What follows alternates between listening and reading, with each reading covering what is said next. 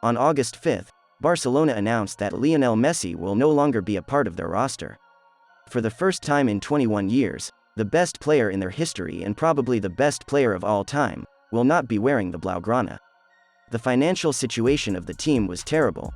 The squad was significantly weaker than the previous seasons, and now they had to learn how to live without their captain. The 2021-22 season started on the wrong foot, and, on October 28, the board decided that it was time to hit the reset button, firing manager and club legend Ronald Koeman. His successor is the perfect man for the role. Xavi, one of the best midfielders of all time, an absolute legend for Barcelona, a proven winner. The chosen one to guide the team back at the top. This time, not only relying on multi-million signings, but also through the place that him and so many other legends came from. La Masia. Barcelona are having a terrible season for their standards. But, could this be a blessing in disguise? The fact that no money were available to sign top players, or any players, for that matter, made Koeman at first and Xavi now look at Barcelona B for alternatives. And looks like it starts paying off. Up to this point, this season 16 players that have graduated from La Masia have played in at least one competitive match for the first team. Out of those 16, 12 or 22 years of age, or younger. Let's take a deep look at these players. One of the most important players this season for Barcelona is Ronald Araujo.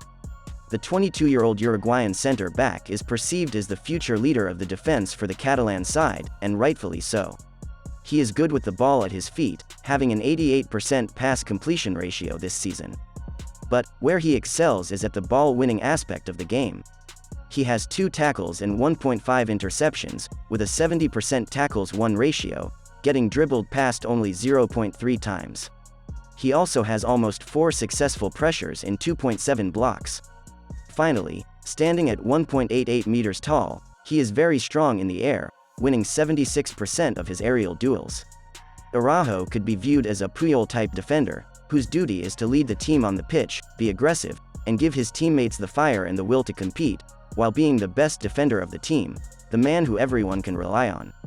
He showed glimpses of all these things when he played against Real Madrid for the Spanish Super Cup, having undergone a surgery on his hand a few days ago.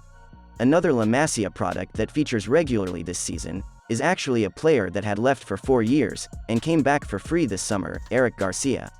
If Araujo could be described as the Puyol-type defender, then Garcia is surely the Piqué-like type of player, who will be trusted to bring the ball out of defense and distribute to the more creative players, or will find directly the attackers with a long ball. Having grown up in La Masia and then the Manchester City Academy, he has learnt to play with the ball at his feet extremely well. This season, in all competitions, he completes 71 out of 76 passes he attempts, a remarkable 93% completion ratio. He also has almost 6 progressive passes in 6.2 progressive carries. Then we have Oscar Mingueza. Although he is naturally a center-back, due to circumstances, such as lack of depth and injuries at the right-back position, this season he is playing regularly there. His performances have dropped a bit, compared to last seasons when he mainly played at his natural position, winning a call-up from Luis de la Fuente for the Spanish national team, where he debuted playing all 90 minutes at a 4-0 win against Lithuania. He is, though, highly rated by Xavi, and with Dani Alves back in the squad, Mingueza should gain more time playing his natural position. Last, but not least, Alejandro Balde made his debut with the first team this season. The 18-year-old left-back has played 120 minutes, starting once and coming off the bench another 5 times. He has shown some very good signs, so he is definitely one to watch for the future, maybe replacing Jordi Alba in the long run. One of the most exciting young players in the world and a superstar in the making, Pedri, might not be a La Masia product, but the club signed him at 16 years old, so, next season, he will be considered homegrown. This season he has only played in 5 games, because of fitness issues and COVID. But last season he was phenomenal. He played a mind-blowing 75 games in all competitions. 37 in La Liga, 6 in Copa del Rey, 2 in the Spanish Super Cup, 7 in the Champions League and 20 with Spanish national teams, where he featured for the Under-21, the Euro and the Olympic squad. He was declared as the young player of the tournament at Euro 2020 and was selected in the team of the tournament. He was also announced as the Golden Boy and Copa Trophy winner.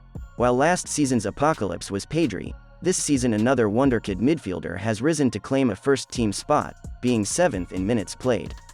Gavi is having a stellar maiden season at Barcelona's senior squad. At only 17 years of age, his game is much more mature than that. A very good passer, completing 42 passes at an 88% ratio, and a creative player, having almost 0.4 goal creating actions so far this season. He is also a very versatile player. He can play on both wings and the number 10 role, but he is mainly used as a central midfielder. This season he has scored 1 goal and provided 3 assists in all competitions. He has also been capped 4 times for the Spanish national team. Next up, we have Nicolas Gonzalez, or Nico. In his first season with the senior squad, the 20-year-old midfielder is 10th in minutes played, having started 14 out of the 23 matches he has featured in.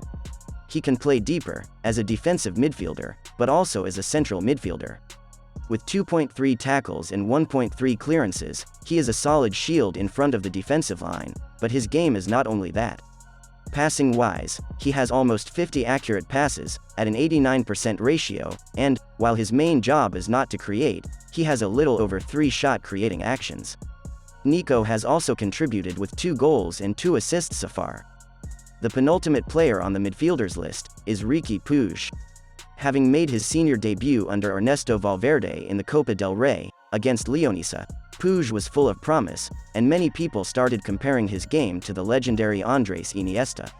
Since then, he has gone on to play 51 games, starting 14 of them, for a total of 1,735 minutes. This translates to only 31 minutes per game. Despite his undeniable talent and his ability to influence games, Puig never really broke into the starting 11. This season, he has only played 365 minutes, starting 2 games. In this limited game time, he has 73 passes at an astonishing 94% completion ratio. Also, his 5 progressive passes and 5 shot creating actions show his playmaking ability in this limited playing time. At 22 years old, this is a crucial time for his career. He might want to leave for playing time to help his development. The last academy midfielder that has featured this season for Barcelona is Álvaro Sans. There is not much to talk about, since he has only played for 46 minutes in total. He is mainly a defensive midfielder, but can also operate as a right back or a center mid. 3 years ago, a 16-year-old kid came on as a substitute at the 78th minute of a 5-2 Barcelona win against Real Betis, replacing Carles Perez. He quickly became the most promising teenager in world football, and the comparisons with Lionel Messi were inevitable. This kid was no other than Ansu Fati, mainly a left winger, but he can also play on the right and up front. Fati has a great sense for goal, having scored 18 goals in 52 games for Barcelona in all competitions since his debut. But this stat doesn't show his true goal-scoring potential. In total, he has played 2,394 minutes, an average of 46 minutes per game. So, if we look at his per 90 stats, we will see an outstanding 0.68 goals per 90. But, what is even more outstanding is that his expected goals are just 0.35. Looking at the totals, we notice that he scores way more than the expected, every single season. In the 2019-20 season, his expected goals were 3.8, he scored 8. In 2020-21, his expected goals were 2.7, he scored 5. This season so far, his expected goals are just 1.7, he has scored 5. So, to sum it up, in his career so far, he was expected to score 8.2 goals, but he has scored 18. And this is something he does consistently, so, should stop struggling with injuries, he will become a vital part of the team's success. Following, 17-year-old Elias Akomak has been given some playing time with the first team. He has played in 3 games, starting all 3 of them. His natural position is at the right wing, but he can also play as a striker, where he was used in the Copa del Rey 1-2 win against Linares. A very promising young player, who, if Dembele leaves, will probably be given more playing time. Finally, Astanis, an 18-year-old winger, came on as a sub at the 79th minute against Mallorca. Outside of these 12 players, there have been 7 more who made the matchday squad, but never came on the pitch. Goalkeepers Iñaki Peña, Lazar Karavic and Arnaud Tinas. Defenders Arnaud Comas, Mika Marmol and Guillaume Haim, and midfielder Lucas de Vega. This might be a very rough season for Barcelona and their fans, but there is a silver lining. And this is the rebirth of La Masia. The club thrived while it had its last golden generation and, as things stand, there seems to be another one. So, there is light at the end of the tunnel, and with Xavi on the driver's seat, they can hope for past glories to come back sooner rather than later. If you liked the video, please give it a like, to help it reach more people, and subscribe for more content like this. See you next time.